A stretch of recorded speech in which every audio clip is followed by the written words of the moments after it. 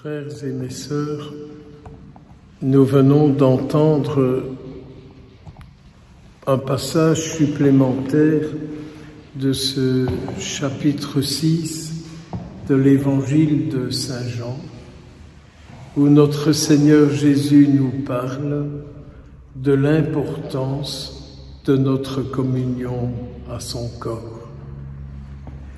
Et vous avez remarqué que comme Jésus avait déjà dit ça plusieurs fois, vous avez ce public qui dit « mais c'est impossible de manger la vie de cet homme pour vivre comme lui ».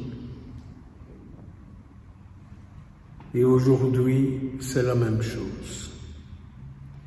Combien de personnes vous disent « je communie » et ma vie ne change pas. Je communie et ma vie ne change pas. Alors je me dis, quand j'entends ces gens qui me disent ça, j'essaie toujours de leur dire, quand tu communies, quand vous communiez, êtes-vous convaincu que c'est Jésus que vous recevez?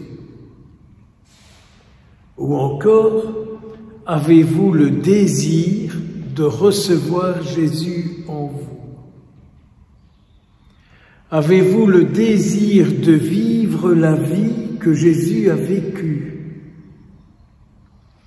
Avez-vous envie de vivre du même esprit que Jésus a vécu durant toute sa vie publique et encore après? L'efficacité, si je peux utiliser ce mot, de la communion est liée au désir que j'ai de vivre comme lui, de vivre par lui, de vivre pour lui.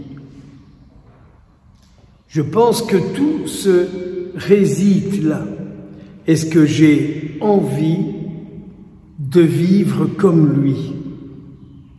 Est-ce que je crois dans toutes les paroles qu'il a dites? Est-ce que je voudrais que tout ce que Jésus a dit, ce soit comme ça que je vive, que j'agisse et que je réagisse? Alors oui, ma communion deviendra efficace, car mon être profond s'unit à lui dans une communion de désir. Et si mon être profond s'unit à lui, il y a un lien de fécondité qui s'établit entre mon corps et le sien. Et si un lien de fécondité qui s'établit entre mon corps et le sien, automatiquement, ma vie est fécondée par la sienne et ma vie devient sa vie. Mais si vous ne passez pas par ces médiations-là, il n'y a pas de communion, si vous voulez, car communier veut dire être uni à, être en communion avec, en pensée, en parole et en action. Si vous prenez la communion pour un petit miracle que vous avez envie, je suis triste à dire, mais alors ça ne me produit rien. Le plus bel exemple, c'est quand on donne la communion à des funérailles où des gens viennent communier, mais ne communient jamais et ne sont pas capables de reconnaître le corps du Christ. Vous pouvez distribuer, dire Corpus Christi, mais ça reste sans vie. Ça reste sans vie de Jésus en eux, parce qu'ils n'y adhèrent pas, parce que peut-être ils ne cherchent pas à y adhérer. C'est la même chose que les gens qui vous disent « l'hostie que vous m'avez donnée m'a rendu malade », parce que ce n'était pas une hostie sans gluten, elle m'a rendu malade. Mais enfin, faut pas devenir cinglé au point de croire que la petite hostie blanche va rendre quelqu'un malade. Et que si on reconnaît vraiment le corps du Christ, que Jésus pourrait vous rendre malade, parce que c'est une hostie qui n'est pas confectionnée selon vos critères de nourriture ou autre, quoi.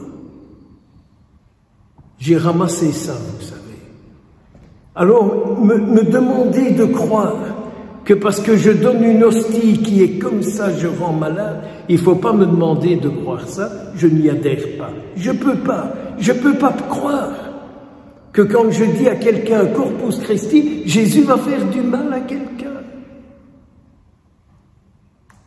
Je me rappellerai toujours, j'étais hospitalisé à Huy, le matin de l'intervention, l'aumônier vient et dit « Père, je vais vous donner la communion ». Et moi, grosse biesse, grosse bête, je lui dis « Mais Père, je ne peux pas communier, je dois être à jeun ». Et il me regarde et il dit « Jésus va faire du mal? Jésus va empêcher de travailler les chirurgiens convenablement sur vous? C'est ça que vous croyez ?» J'étais pas fier de moi. J'ai jamais oublié ça. Et il y a peut-être 30 ans, 40 ans, je ne sais plus de ça, quoi.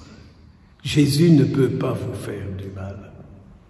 D'ailleurs, il dit bien, si tu communies à mon corps, si tu communies à mon sang, tu auras ma vie en toi et tu seras toujours avec moi.